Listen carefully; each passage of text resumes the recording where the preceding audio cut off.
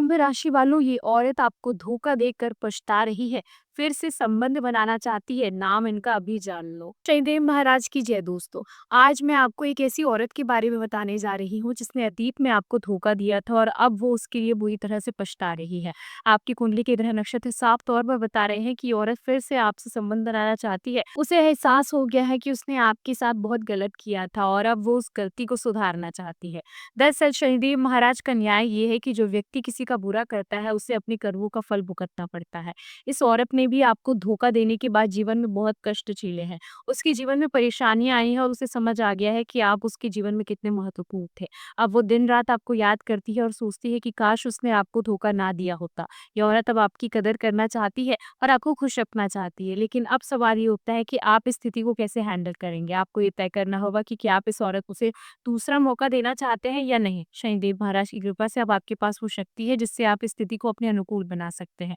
ये औरत कौन है और उसके नाम के पहले अक्षर क्या है, इस बारे में फुल इन्फॉर्मेशन जानने के लिए वीडियो को अंत तक जरूर देखिएगा। इस औरत की पहचान के लिए कुछ स्पष्ट संकेत है जिन पर आपको ध्यान देना होगा। ये औरत आपके अतीत से जुड़ी हुई है और इसके नाम का पहला अक्षर प्र, म, स, र या न से शुरू हो सकता है। या हो सकता है कि आपकी पूर्व प्रेमिका हो, कोई दोस्त हो या फिर कोई रिश्तेदार हो जिसने आपके साथ धोखा किया था। इस औरत ने आपको तब धोखा दिया था जब आपको उसकी सबसे ज़्यादा ज़रूरत थी। हो सकता है उसने आपसे झूठ बोला हो, आपको किसी और के लिए छोड़ दिया हो या फिर आपके भरोसे को तोड़ा हो, लेकिन अब समय बदल गया है और शनिदेव महाराज का न्याय काम कर रहा है। इस औरत को जीवन में वो सब चीज़ें नहीं मिली जिसकी उसे उम्मीद थी। जिस व्यक्ति के लिए उसने आपको छोड़ा था, वो उसे खुशी नहीं दे सका जो आप देते थे। अब उसे एहसास हो रहा है कि आप ही उसके जीवन में सच्चे थे।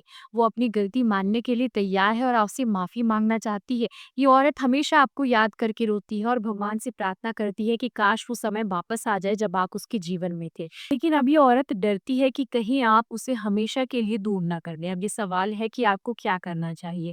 इस स्थिति में आपके पास 3 विकल्प है। पहला विकल्प ये है कि आप इस औरत को पूरी तरह से माफ़ कर दें और उसे दूसरा मौका दें।